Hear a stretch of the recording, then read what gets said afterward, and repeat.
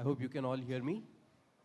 Okay, excellent. So, uh, good morning to everyone and to our friends from Russia, Dobra Utra. I hope I said it right. If not, please pardon me. But good morning to everyone. And I am pleased to be moderating this excellent leadership panel to set the tone for the event. We have esteemed panelists here who have been working in the industry for a number of years and bring vast experience across the whole value chain of the oil and gas industry. So I am really looking forward to this conversation and hearing their thoughts on what can propel India forward, especially the LNG, and especially as the global LNG markets change, what India must also do. So hoping to hear some insights on the value chain. With that, I'll begin. And in the background we all know, I think India is a country where we are expecting or hoping that the demand will grow. The political establishment continues to talk about increasing share of gas mix. It hasn't happened, but it's still an affirmation of and the acknowledgement of the role of gas that at the highest level is felt. So ignoring even the percentages, I think, the fact that from the highest office of this country, we have buy-in that gas must be a fuel in the energy mix with a substantial share is a signal to the industry that yes, there is going to be government support behind increasing natural gas consumption in the country. Couple that with the changes that we are seeing internationally. Recently, IEA released a report, last quarter report, which says that by 2030, it is expected that a lot of new LNG capacity will be added across the globe. And this represents about 45% increase compared to where we are today in installed capacity. That's huge, You look at the installed LNG capacity today and you say 45% additional capacity potentially coming into market in 5 years. It's historic. It's not happened before. What does that mean for India? Is there going to be so much LNG in the market? Where is the demand? China, of course, is increasing consumption. India wants to increase consumption. Those are the two large entities. But in an environment like this, where India wants to increase demand and LNG is going to be available, we are sitting at an opportune time to talk about the growth for gas and LNG in India. So my first question actually is, Rajesh ji, to you. And because markets play a very important role. We have suppliers, we have buyers, and we have pipelines, but markets play an extremely important role to making the gas supplies available to consumers. And like I said, the dynamics of global LNG are changing. A lot of LNG is expected to come. It is expected that there could be a lot more spot trading, which could depress prices going forward. So in such scenario, my question to you is, what are the regulatory or policy changes you think that are needed so that the Indian consumers can derive benefit out of this buyer's market that are coming in LNG? How exchange can also help facilitate this access to LNG and getting the price benefit right down to the consumer. Thank you, Gurpreet, and very good morning to all of you. What you said is right, that we are doing everything for bringing infrastructure in the country. And gas infrastructure coming up in a way that now we don't see any constraints in the infrastructure side. So hardware side, we are doing everything right. And on the soft side, which we call it as a market infrastructure. So in terms of market infrastructure, we have done our bit in terms of bringing some competition and transparency. And of course, we have to do a lot of it because this is just one beginning we have made. We started exchange in 2020, and then we have done we have brought decent liquidity in the exchange, and that gives you very good price discovery. And that price discovery and that is too happening through transparency is something which is accepted and very much favored by the markets and participants. So what you're saying that when we are going in a right direction in terms of even the prices getting down, getting lower, that is something which will bring a lot of demand in the sector. And only thing is we need to do further some more things to create better competition and better transparency in the market. So for that, we of course, on the exchange side, we would continue to do what we are doing today. So I'll just share what we have done so far in terms of market platform. We have provided option for market to do trades on very small, with small tenure, like you can do for same day, day ahead, daily, weekly, fortnightly, and that goes up to a year.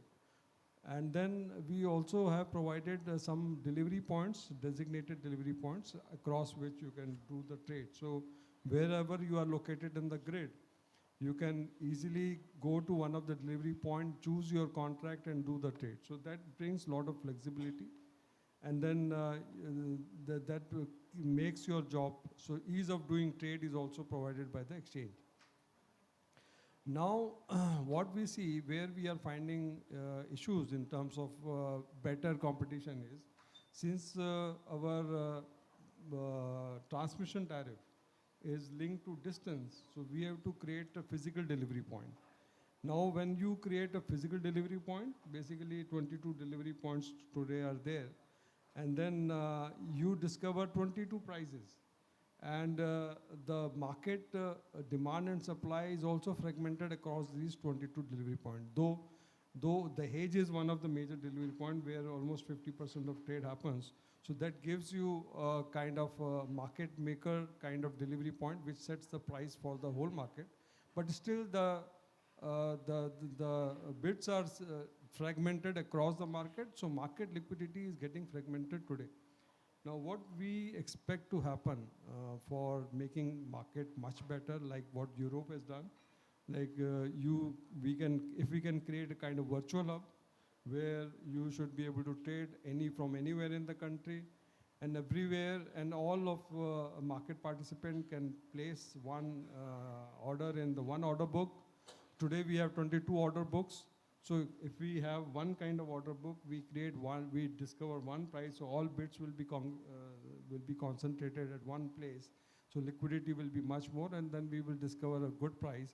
So for that, we have been pursuing for change in the way we are pricing transmission. So if in case of what we are doing, we are putting a transmission pricing on distance basis, rather we should make it either entry-exit system, entry-exit model, which has been widely used in Europe. In whole of Europe, Europe has moved to entry-exit model, where you set transmission pricing linked to the location where you are placed. And once you do a calculation that what is the right price for an entry or exit tariff for you, then you don't need to pay your transmission tariff based on your transaction. Rather, you will know your price upfront, that whatever transaction you do, whoever is your counterparty, your tariff is fixed. So that kind of tariff actually can help us create a one virtual hub. But of course, there's another problem, which is taxation, because multiple states are there, they have different taxation. So in that case, everybody has to choose which state he has to buy, because then he will pay taxation as per that location. So we would like, definitely there is another intervention we need, is that taxation should be one uniform. Of course, that's not in the domain of a ministry or Ministry of Petroleum or PNGRB. But of course, this one, that if we change our transmission pricing to entry-exit, then of course we can create a virtual hub. Today we have 22. Of course, we can reduce it to maybe 5 or 6, because we can then create a virtual hubs for each state. So that's one. Second point, which probably we need to do better, is the way we provide option for people to access the capacity. So all infrastructure is supposed to have non-discriminatory access. And that's one point where we need to do better. because if you see, we have multiple pipeline operators, and somebody who wants to do a transaction, he has to go across multiple pipeline operators. They have to sign multiple GTAs, and then he has to book capacity across this pipeline. Imbalance settlement is also across this pipeline. So if we create one kind of system operator, then it would help us to have one single window for everything what you need on the transmission. You don't need to go to three multiple system operator, pipeline operator. So that's another one. And of course, we currently have a regulation which allows you to book capacity, and the confirmation can come after 3 days. So that probably we need to reduce further, because as we have seen across the world that the gate closure time for your capacity booking is only 2 hours. So we have to move in that direction so that our power plants are also able to use your gas-based plant much better. So of course there are a few other points, but I will stop here. Thank you for being mindful of the time. So there's quite a few panelists, but I think key points around single hub transmission pricing, enabling that, easy access to capacity, and the booking and gate closure. And as you said, there are plenty of other reform points which I hope we'll touch on as we move along. Next, I'll come to you, Chatiwal ji, and as probably one of the largest CGD entities, operating for one of the longest times, you've seen the growth in demand started with CNG, then PNG. Now there are new and emerging demand sectors for LNG. So can you share your thoughts that which are some of these emerging demand centers that you feel have the potential to grow significantly? And particularly, LNG in transport, mining, or other areas where you feel LNG can actually grow and the demand can grow for in this segment. Yeah, fellow panelists, invited guests, delegates for the conference, a very good morning to all of you. And I think what IGL, just to give a brief about IGL, because some of you may be coming from outside the country. So IGL sells around more than 27 to 28% of India's CNG consumption, entire. And we are one of the, you can say, yes, you're right, that we are one of the historically big companies that was set up 25, 26 years back. Back then, I would say that if I compare the LNG story and the CNG story, 25 years back, the position of CNG was worse than this.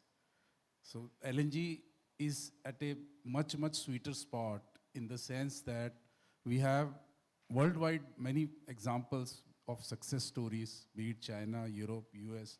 So we have seen the kind of transformation that LNG can do. Now, 25 years back, nobody believed that CNG as a transport fuel can be a success story. But we have demonstrated, and with the kind of conversions that we see. Right now, if I talk to you, that almost 40% of the new passenger vehicles that are coming out in NCR and nearby areas are of CNG variant. Petrol is slightly at 47, 48%, and rest is electric. So that has been the kind of success that CNG has demonstrated. And we believe as CGD entity that LNG story is very much linked to the CGD success story or India's transformation story as far as gas is concerned. If we have to take it from 6% to 15%, CGD particularly will have to play a major, major role. And in that space, we feel that LNG would now be another big success story that should come up in similar lines as CNG. And in that, we feel that the long and the heavy and medium commercial vehicle segment, that is one space that the CGD entities can target, and we are definitely doing that. Because one of the advantage with LNG is that you don't require any license for setting up LNG stations.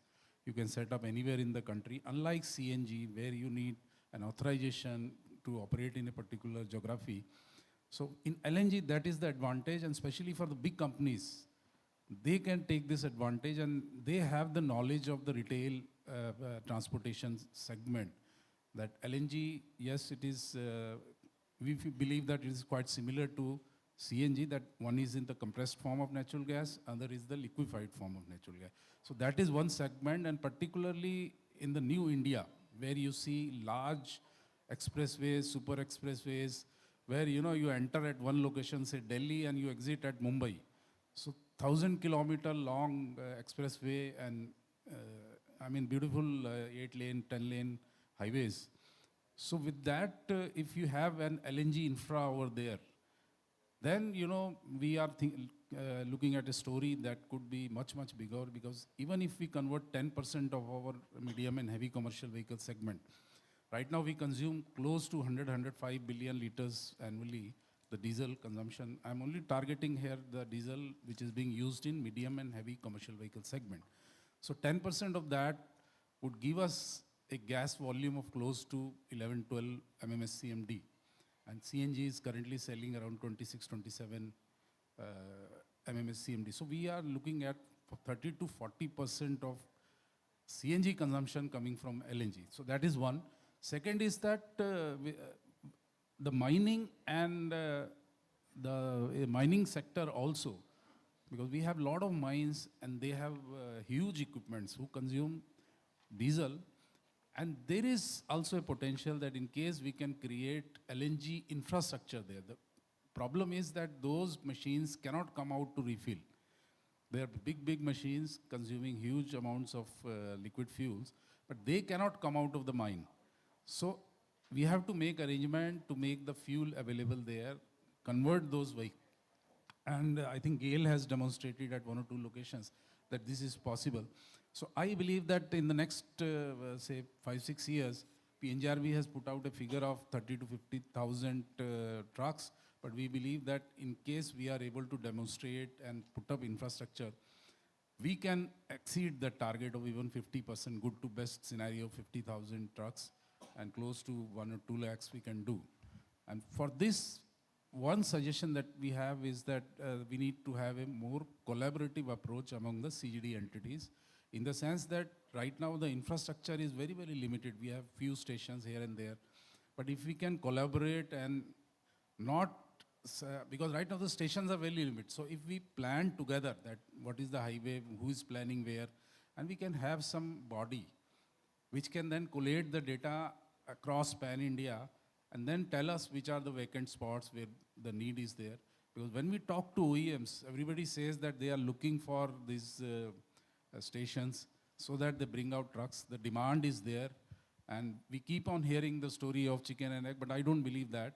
I believe that we have to, CGD entities have to take a lead and give the infrastructure, survive for a couple of initial years, that initial birth banks, you have to go through that.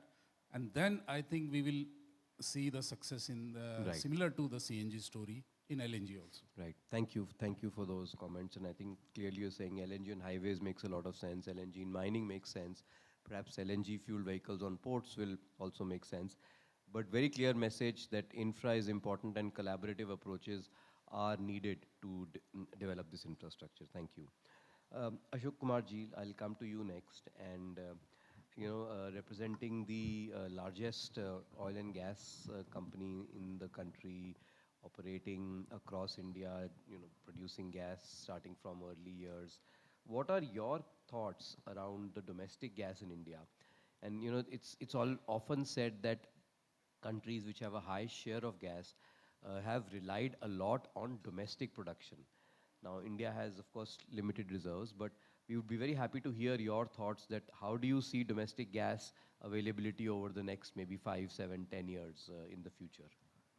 Okay, good morning. Good morning, everyone present here. My seniors in my present, my mentors rather, and my seniors on the dais.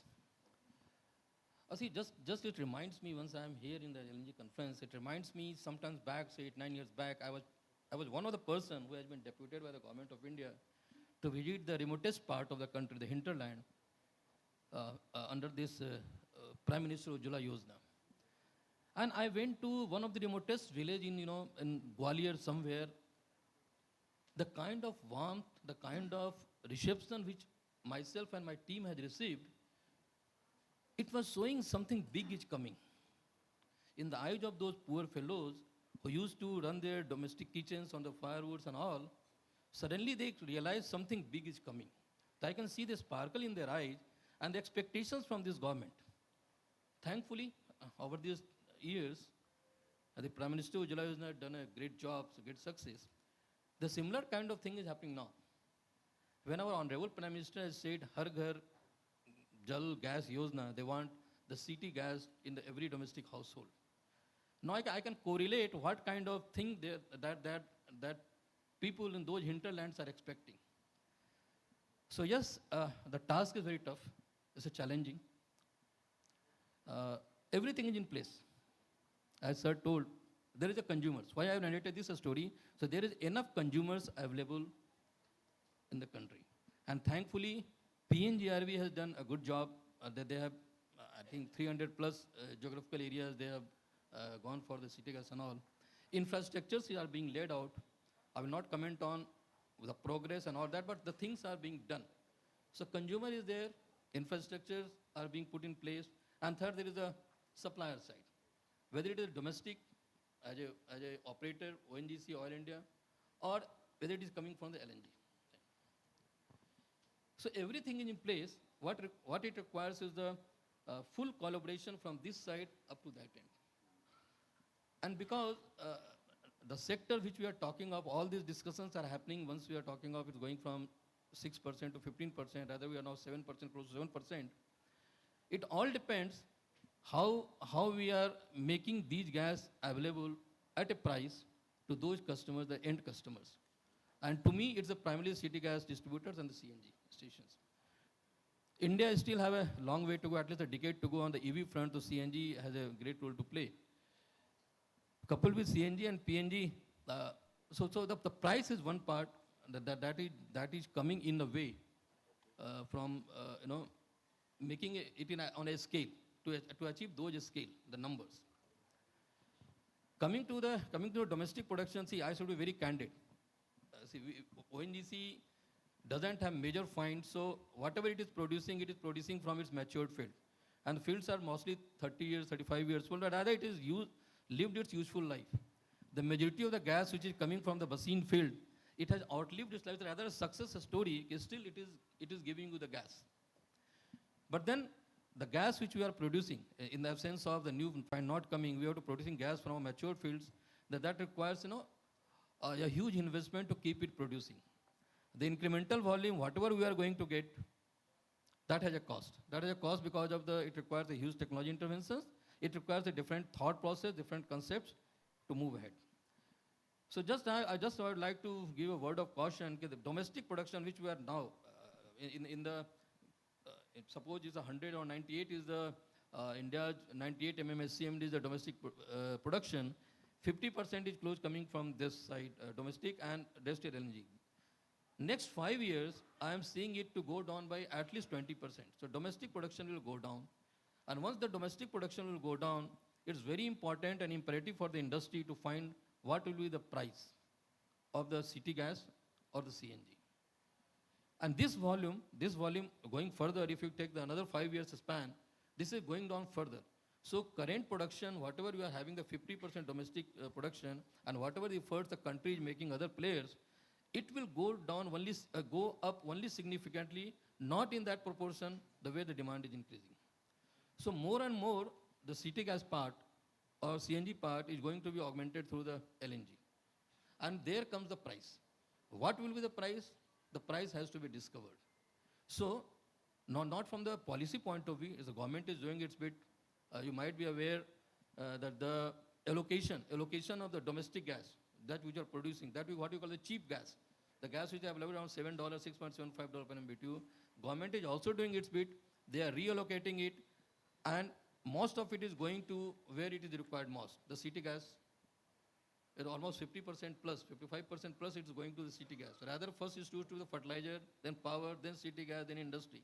Now it has been reversed.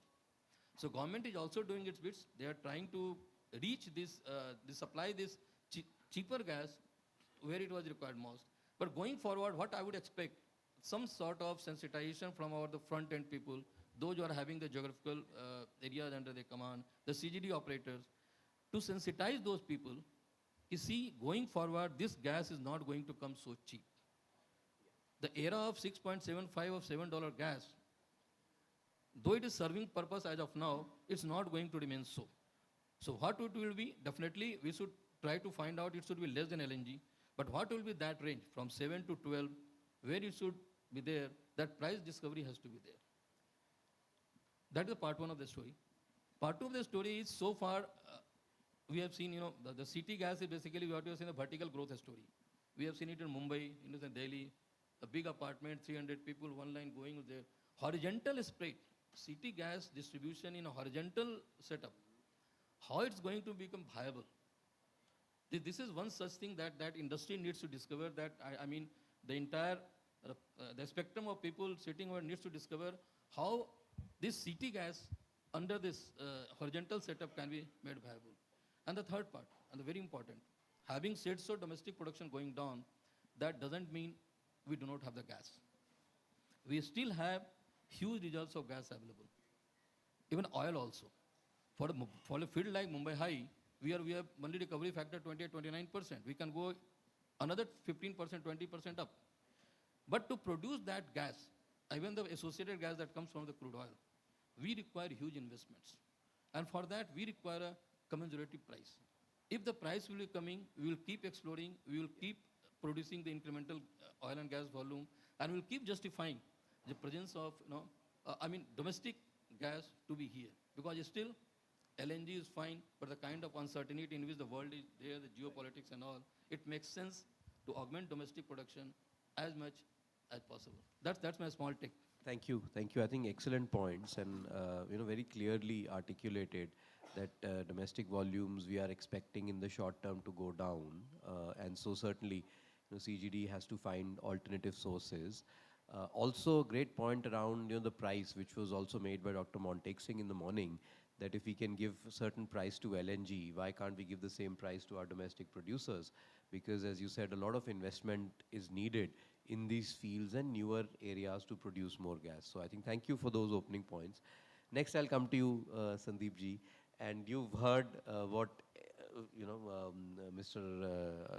Ashok had to say from the perspective of domestic gas supplies. You're already facing the situation where APM volumes are going down, and CGD is a growth area which has relied initially heavily on APM and kind of subsidized prices compared to LNG. What are your thoughts on CGD sector per se? Because it promises to be the largest growth areas. But what are the challenges you are facing? Apart from price, of course, price and volumes, we all know that as volumes go down and price goes higher, becomes difficult. But other than that, what are some of the challenges you face in expanding the CGD networks, in converting the customers, bringing and realizing that demand for you? So I think this is the question to address the ground realities, what is happening on the ground. You have rightly said CGD is growing considerably well. We are marketing around 41 million SCMD as of now. And some numbers says that it will be around 90 by end of this decade and around 200 next decade and by 2040. So it's a ambitious journey which they have to cover in the next 15 years or so. Now what happens, when you start the CGD, right? You lay the infrastructure, you have reached to the customer, you have put up the CNG stations, your pipelines are in the industrial areas, and everything is done. You have spent the money and converted into pipelines, equipment like compressors, CNG stations, and household meters, so well spread distribution, ready for supply gas. Now here the story starts. When you see everything is done on the ground and you start contacting customer, you start getting some of the challenges. They are presently consuming either solid or liquid petroleum fuels in their application. And a lot of effort goes into changing their mindset that, that they can replace polluted fuels with the clean energy like natural gas. Most of the people say that laying the infrastructure is very difficult task. But to me, you know, it is more difficult to get a customer on natural gas. You know, the more hard work is required. And it is important that we remain connected with the customer, understand him. And the primary requirement of a customer is very simple. They look for stability in price, and they look for the supply security, where the supply security can be addressed by the CGD, but the pricing part remains an open-ended question. There are various stakeholders, right from supplier of LNG, supplier of domestic gas, and it's coming through either GAIL or IOC or some of the other terminal suppliers. CGD company doesn't know, you know, what the price going to be. And ultimately, the customer is the last point of contact where the burner is located. And he decides whether he can continue using gas or not. So it is very important that all people, all stakeholders, right from supplier, terminals, and CGD companies, they should be aware of the customer requirement and they should be customer focused.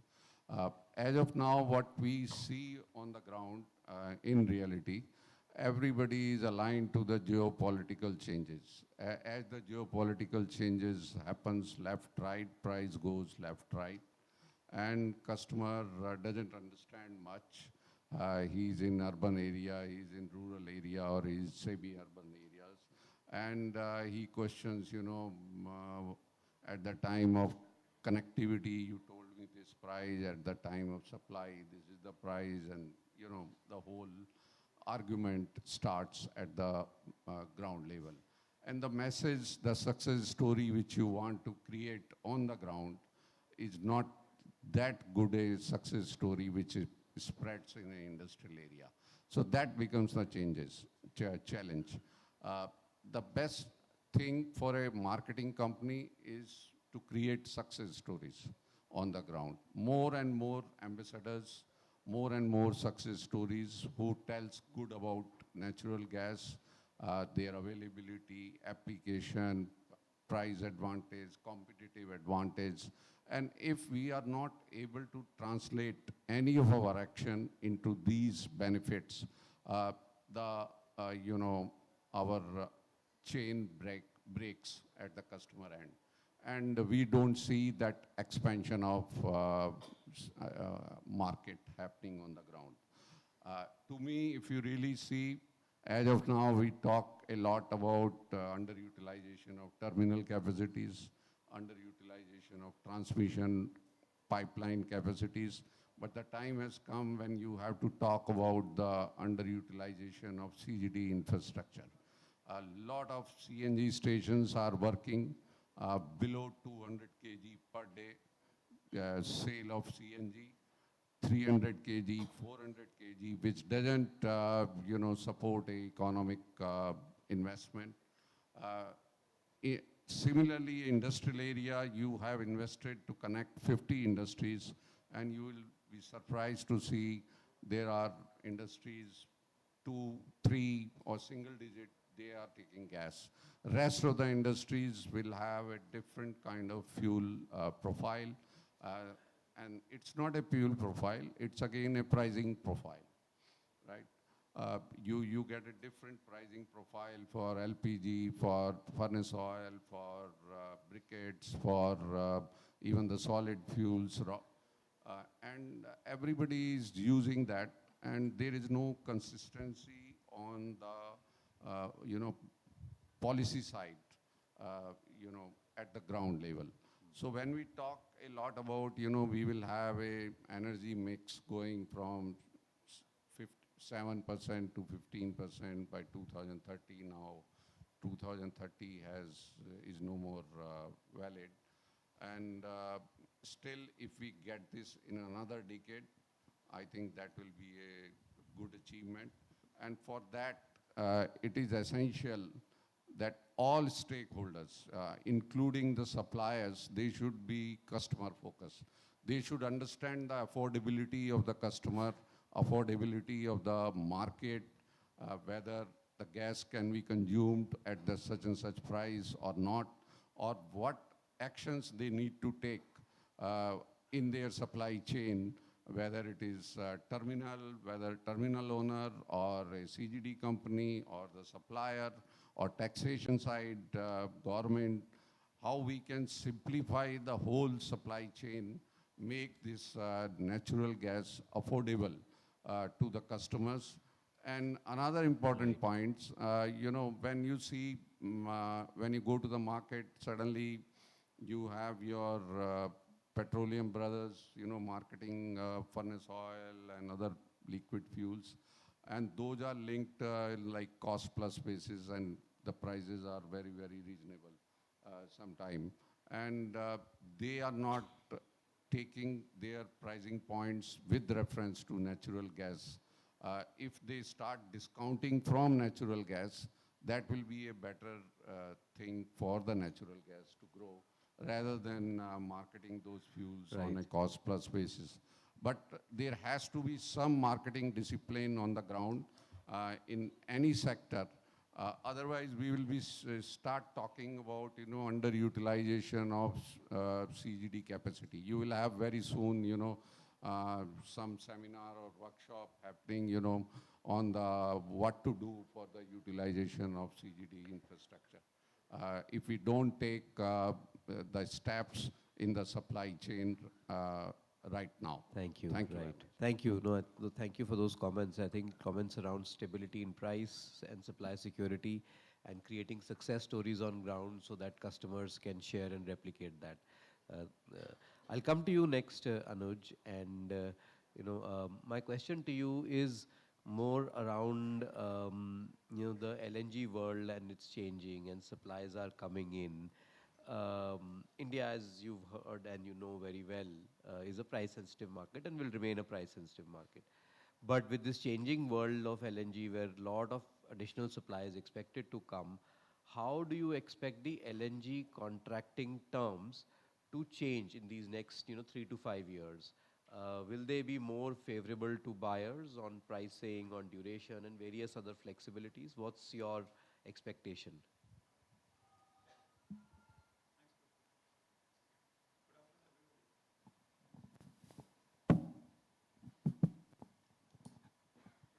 Thanks, Gurpreet. Good afternoon, everybody. So Gurpreet has raised the point that India is a price-sensitive market, rightly, but LNG, what we have bought as a country, was always at market price only. We have seen the prices going from $2 to $50, and at both point of times, as India, we are buying. Just to give a perspective, we started with 2.5 million tons somewhere in 2004. Today, last year we crossed around more than 25 million tons, CAGR of more than 12%. And all at international prices, be it crude linked, be it HH linked, which was done by GAIL, or even at spot. And now we are doing through exchange also. So by and large, LNG market in India has been very nicely established on the international prices of gas index, oil index, or spot index, and recent now the IGX index also. Coming to the availability, as Gurpreet initially mentioned also, we are seeing some increase of around 45% in next 5 years. Very rightly said. The current volumes available around 400 million tons, which may go up to 600 million tons by next 5 to 7 years. But from a buyer's perspective, it looks good because volume would be available. In a short to medium term, we have been saying that there's no much pressure on demand side or seller side market is by and large balanced. We are not seeing any price coming down in next 2 to 3 years. 5 to 7 years down the line, there might be some pressure. Some sellers are offering very unique concept in terms of DQT and UKTs, wherein the seller has an option to give volumes when the price is low and not to give volumes when the price is high. It all depends on the buyers. As a country, if we are an actual user, we should be looking for more stable supplies, reliable supplies, and as prices which are more range bound, not volatile. So for India as a buyer, I must say these are good times. We should negotiate hard from our suppliers, but definitely we should look for stable supplies. Price should be range bound. And along with that, what we have seen in the recent past, a bit of geographical diversification in terms of supplies. A lot of geopolitical things happen, which are going to happen maybe in future also.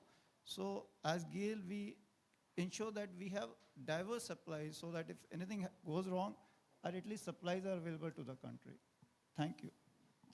Thank you, Anuj, and thank you for being brief. That's very considerate of you, and still making all the key points. Again, very significant inputs that you're not seeing prices coming down in 2 to 3 years, but are seeing some changes in the terms that sellers are offering in the market. And great points around stable, reliable supplies with range-bound prices, which are workable in the long term, and geographical diversification. Thank you. Next, I'm going to come to you, Artem. And my question to you is, India, as you heard, we have a growing demand for natural gas, which will require investment. Can you talk about any innovative financing structures or risk mitigation tools that could help unlock more investment in the LNG infrastructure and the whole supply chain? Yeah, thank you for the question. Honorable panelists, business executives, good afternoon. In addition to traditional business instruments, financing instruments, I think we, market players, should concentrate our force in 3 areas. First of all, it should be some credit enhancement tools. So I mean here some partial risk guarantees or viability gap funding. It can be some government grant for critical social project with maybe not so high economic viability. Second thing, it can be market-based risk mitigations. So it can be classical take-or-pay contracts, which shows very good usage in other countries, or some hybrid financing models. So I mean here some blending corporate debts with some low-cost multilateral funds money, or some, I don't know, climate funds. And third area can be some structural innovations. Here we can talk about infrastructural investing trusts, which works very well, for instance, in Gulf countries, or some proceed financing vehicles to diversify risk of such huge budget project and help economy to grow. Also, I want to highlight very important point here, being here a representative of Russian bank, that nowadays Russia and India have a unique financial infrastructure. We have Russian bank here who can provide payments, both sides, and close all FEMA part, giving trade finance to our clients. Both countries have very strong government institutes, government banks for support export, for support infrastructural projects. So in addition to these classical instruments, I think all these 3 areas which I mentioned before they can be very useful in area of mitigation of risk and like some new instrument for streamline all these projects. Thank you. Thank you. I think, so thanks for sharing those ideas around credit enhancement and viability gap funding, which, for instance, has been used in the Northeast pipeline where government has given some VGF. You also talked about take or pay, which definitely is a part and parcel of LNG contracts, which, long-term contracts that get signed. And a very interesting concept around hybrid financing, blending various forms of capital, high risk and low risk, to be able to blend and bring down the overall cost of finance. That's something I'm sure that India would be very open to. For instance, if there was any multilateral financing available for investing in the natural gas infrastructure, I'm sure India would be quite open to any kind of sovereign or multilateral funding and couple it with the corporate debt. Also interesting points around Russian banks being in India and being able to finance the trade between the two countries, which if it increases, if you want to make any other points, you're welcome to on that trade aspect, particularly as India imports, let's say, more and more even LNG from Russia, how the trade and money flows can be facilitated. Yeah, so now there is no any problems with payment between two countries, and we provide payments for Indian importers, for Russian resources, commodities, other goods. And of course, we support all Indian exporters. Nowadays, there is a big demand in some industries, and that's why we create a brand new project. It's our business development team who helps Indian exporters to find Russian buyers. Of course, we provide all necessary financial service for them, as I have said, payments, FEMA part, trade financing, lending, post-shipment, bill discountings. And here we invest a lot to create this ecosystem of support Indian exporters, how they can come to Russian market, find partners, maybe establish some projects there, and vice versa. And one more very important point that now we can easily provide FDI payments from Russia to India. And we do a lot such kind of transactions, helping to establish some joint ventures here, some Russian plants on India land. So there is a good infrastructure and very reliable and good working nowadays. Thank you. Very helpful to understand the changes that are coming in place to support Indian exports to Russia. I'm going to, go to the second round, but I'm very conscious of the time. We have only 10 minutes left, so I have a few questions, but I'll request the panelists to be really quick and mindful of the time. Ajeshji, my first question is that LNG prices, we all know, can be volatile, and as Anuj said, GAIL is desirous of having those contracts which are range-bound. But in your view, what steps you think India can take to manage this risk and volatility in LNG prices, and how the exchange can help, if there are any products or something? Thanks, Gurpreet. If you see the exchange prices in India today, what we share through our index called GIXI, so those prices are anyway less volatile than the international benchmark. So that we have seen over the last five years that when prices are very high in the international market, our prices are not very high. So generally it moves between $12 to $14 or $11 to $14 range, whereas international market prices may move to 15, 16, and the discount over very high prices is when prices in the international markets are high, then definitely our discount is also higher. But when it is milder, then our prices are also milder. So that takes care of some volatility to this extent. Second important thing for every participant to manage is diversifying the portfolio. So that can be done at the participant side. that if you have a proper mix of long-term versus short-term, then your risks are managed. And then within long-term or short-term, you can also diversify across the benchmarks. So you have 3 benchmarks internationally available. One benchmark can be provided by us. And then we also have a long duration contract today, which is 3 months, 6 months, and we are going to come up with 1 year contract, which will be linked to our own index. So that way you can also manage the volatility. The other segment which we think is very much required and which we are working towards is futures or derivatives. And once derivatives are in place, probably that will be the best hedge for volatility. Of course, you cannot manage volatility, but you can hedge against the volatility. And for that, our financial market players like SEBI, NSE or MCX would be launching, most probably NSE is working on it.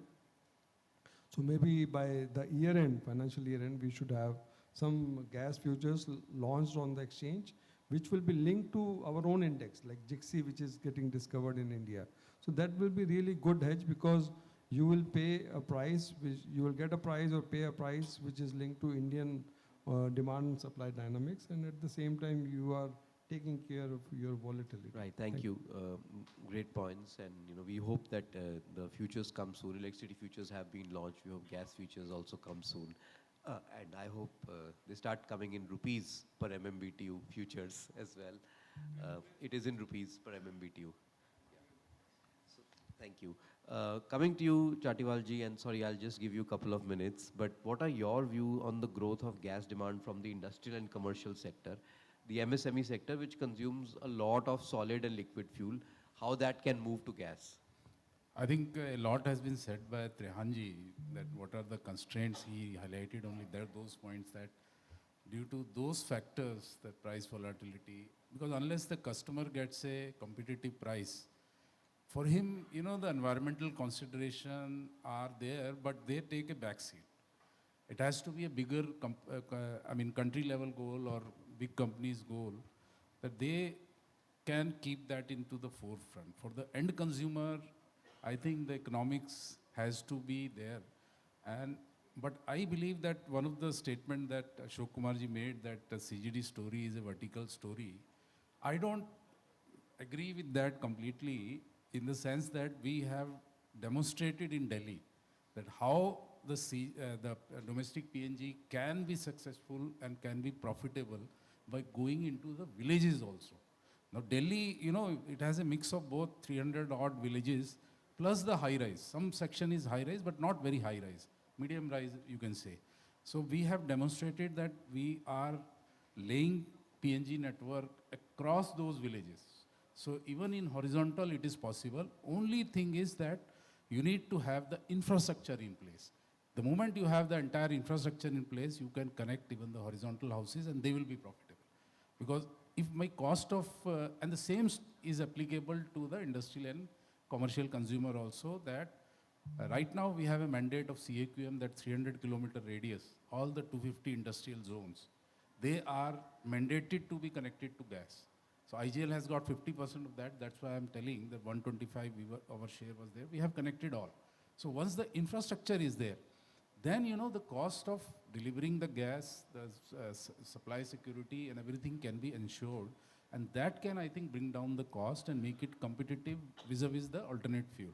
But of course, this is an advantage in the CAQM zone, that some of the polluting fuels are not allowed here. Right. So I believe that across the country, we need to create such zones, especially around the big cities, because the big cities are a center, because there the pollution gets concentrated.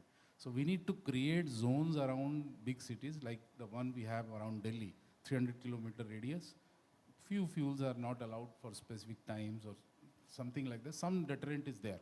So we need to create those deterrents, and once those deterrents are there, I think gas is going to play a major role, especially in the MSME sector, because they are also wanting something, the secure, because right now they are switching fuels based on which is more competitive, etc. So I think gas has a major role to play, and the most important thing is the infrastructure development there. Sure, thank you. I think so, few things taken together, making sure the infrastructure gets built at low cost and quickly so that gas can be accessed. making sure that the price actually then works, and then combining it with the pollution and CAQM angle, especially around urban cities, can help increase demand for gas from this. Uh, uh, Anuj, I'll come to you next, and my question to you is, what do you think is the potential for LNG bunkering in India? We've talked about traditional demand centers, but LNG bunkering, you think that has a large potential in India? What are your thoughts? And sorry, just giving you a minute and a half or two. I'll to be brief answer. as usual. I feel that it will be the next success story for natural gas or LNG per se. Just reading that even a country like Singapore does a cargo for LNG bunkering every month. So for India, when we have 8 terminals along our coastline, such a big coastline, huge shipping demand, even our Prime Minister said around 6 lakh crores we spend payout to the for ship charters. If we have Make in India ships running on LNG, I think that would be next success story. Maybe we can have some incentive or push in this regard that next 5 years we have LNG ships running all along our coast, and we are doing bunkering to our international shipping lines also. Thank you. Thank you. Thank you for being crisp. And so you see that this could be a large potential both for inland waterways as well as international ships coming via India. Ashok Kumarji, I'll come to you next. We talked about the domestic gas supply, but coming to gas marketing, for ONGC, as ONGC, what challenges you see today exist for you or other upstream companies to sell gas to consumers? And any changes in policy or regulation you think will help upstream companies reach the consumers directly? Yeah. But first of all, thank you, Chadwal sir, for correcting me. The horizontal story. I appreciate that. Sir, to that question, I have one very small submission. So far, we're talking the infrastructures, the pipelines and all. But as an operator, we are producing gas where it is available. We cannot simply produce a gas where the factories or the consumers are. So a lot of standard gas are still there. I'm not going to quantify it, but that number is quite big. Big means it will meet good percentage of our requirement. Now, the young minds sitting over here and the industry, I'm just submitting that we will require some innovative solutions like, a small scale LNG plants or the cascades to bring those standard gas up to the consumers. We are very slow in that direction, and unfortunately, as an operator, we are feeling the pain because the well has been drilled, the capex has been incurred, the 5, 10, 20 wells where we could have produced the gas, it is lying unutilized. Simply because it's right, because it doesn't make sense, economic sense to lay such a big pipelines up to the consumer. But then yes, we require technological solutions, that suggested SSLNG, cascade or any other solutions to bring those standard gas up to the consumer. That is the part one, sir. Part two, yes, as I told you, once the domestic production is going down and the kind of requirement, domestic consumption, it's increasing, the LNG requirement is increasing. The ONGC is also putting its bit. We are also into that LNG now going 3 MMTPA portfolio. That this is something new. You should be surprised to know that LNG, ONGC is also sponsoring. The LNG so far has not been ONGC forte, but we are also entering into that. And we are discussing with the players to bring LNG and supply it primarily to the CGD and power sector. Our focus is because the government is telling so far you have been supplying gas to the CGD sector at a price which was quite affordable. So you also put your bit now to bring that volume to those CGD players. So we are in discussions with CGD players, and we are convincing them that going forward, the price which we are getting, though it's not tenable, but we are also going to give you a gas at a fixed term, at a fixed price for say 15 years. That is definitely going to be lower than the market price of the LNG, because we having some strength or backup being the operator. This is the one thing which we are moving very aggressively, and hopefully by 28, 29 onwards, when we are seeing the domestic production going down, we will be able to supplement some of those volume by bringing that LNG. That is the one step we are taking. Thank you. Thank you. So two steps, two things you said, stranded gas volumes and solution for getting the gas from stranded wells or locations upstream to consumers, and ONGC entering into LNG. Many congratulations. Just to add on to that, because that is stranded gas, I think the government of India is also working in that direction. They are pulling up how much that big volume is there and how they could incentivize to make it, available for the consumers. Right. Thank you. Unfortunately, our time is up. My questions are not. So, but since the time is up, I'm going to give maybe 30 seconds each to all the panelists to say any one point that they feel we haven't discussed that they want to talk about. I'll start with you, Sandeep ji. Any key point you want to make regarding changes that are needed to increase the gas consumption? 30 seconds, if you don't mind. Yeah, so to be brief, gas is consumed at the burner. So we need to keep burner in mind while deciding everything, right from supply, production, or distribution, terminal charges, etc., etc. As of now, there are some disproportionate charges in the terminal, tariffs, and even the production cost. So one has to look into a complete bouquet that how the gas can be affordable for the customer. It is not for only CGD to make sure that gas is supplied. CGD can put up an infrastructure. Infrastructure is available. I can show you plenty of areas where infrastructure is there, but gas is not being used. There are various reasons people finding for not using gas, and there are policy supports on the ground. There are different kind of supports which are happening on the ground. So people have to look into everything as a complete bouquet, which can be presented to the customer so that he can use gas. It is very simple, if you really ask me. But if you ask only CGD to take care of everything, whatever is happening in the supply chain, right. Any inefficiency at any point to be borne by the CGD while supplying gas to the customer, it will be impossible. They will also crumble down, and you will see the unutilization of right. CGD. Right. Thank you. So clear point. Look at the burner tip price. Chatiwalji talked about horizontal collaboration between CGD entities. You're talking about vertical collaboration from supply right down to the customer to reduce prices. Any last point, Mendirata ji?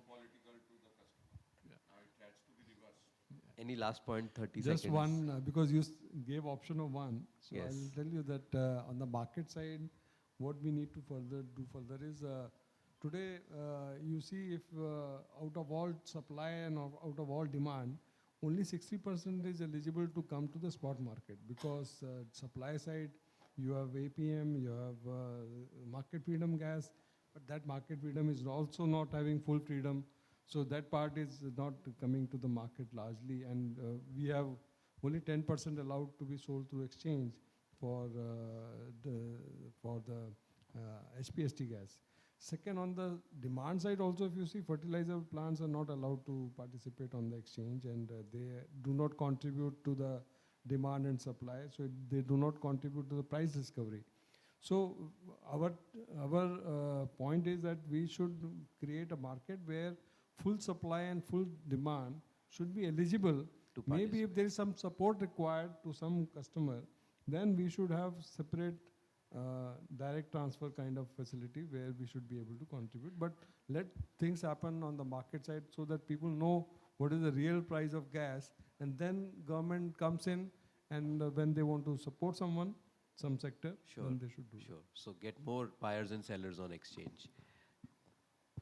If I have to give one suggestion for increasing this LNG or gas consumption, I would say that just equate LNG in transport with CNG in transport. Whatever treatment you are giving to CNG in transport, because that is only the compressed form of natural gas, to the liquid form of natural gas.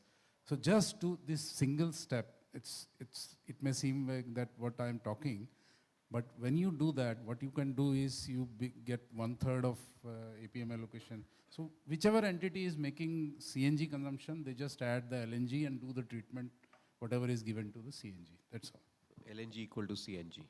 Thank you. Ashok ji, any point you want to make? I mean, it's not. No, what Trehan sir had told, the burner price is very important. Right. The three of us sitting here, ONGC, GAIL and Chadwal साहब, सुबह सुबह सबसे ज़्यादा गाली हम तीनों को ही पड़ती है जब किचन की जो prices महंगी होती हैं. So my submission to the audience sitting over here, you do give us some solutions, tenable solutions for two things. First, to bring the gas to the surface, the incremental volume, and second, what I told, to help us to monetize that incremental volume. The standard gases are there. So I want some solutions from the brilliant minds sitting over here to help country navigate through the demand which we are going to see. We are doing our bit, government is doing our bit, but the onus lies on you, my dear gentleman, the great minds sitting over here. Thank you. Thank you. Anuj? Thank you. I think we have come a long way. If we see last 2 or 3 decades in gas industry, we have freedom, we have regulations, and wherever government needed to step in, they have done their bit. A point is a bit on a taxation, if it is more rationalized, would be more helpful in streamlining the marketing or the trading of gas. That's a point I have to make, maybe in form of GST or we have some uniform taxation.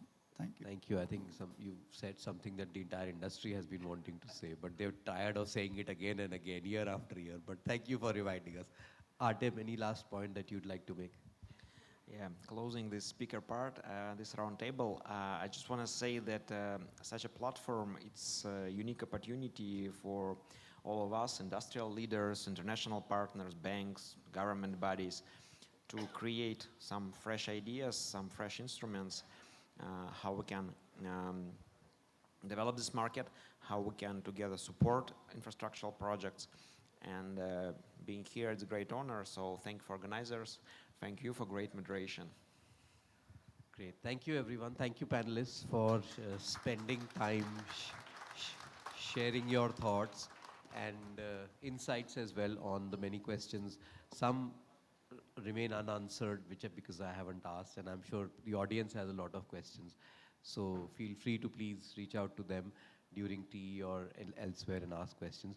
A big thank you for all of you, from my side to all of you, for being here, and to our Russian colleagues, spasiba. Thank you, gentlemen, for this informative CEO roundtable and addressing the potential of LNG growth in India's natural gas market. May I now request Mr. Suresh Mathur, founding chairman and managing director, Petronet LNG, to kindly join us on stage to felicitate our panel.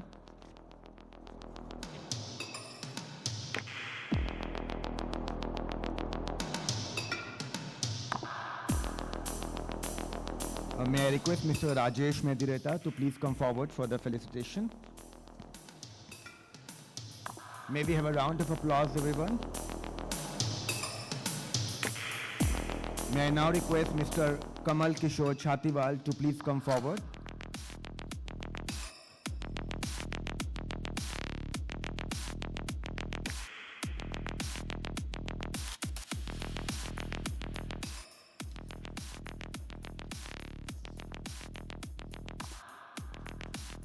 Thank you, Mr. Chatiwal.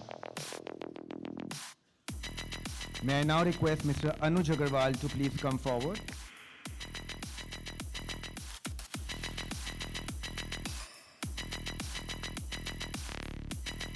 May I now request Mr. Ashok Kumar to please come forward.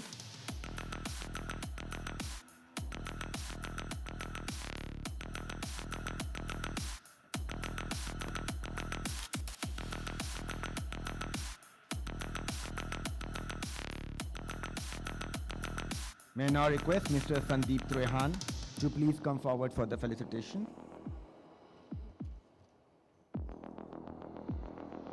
Thank you, sir.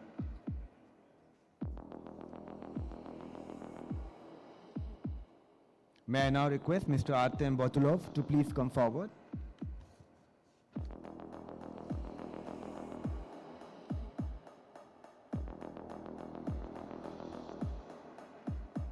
And may I now request our dynamic moderator, Mr. Gurpreet Chugh, to please come forward for the felicitation.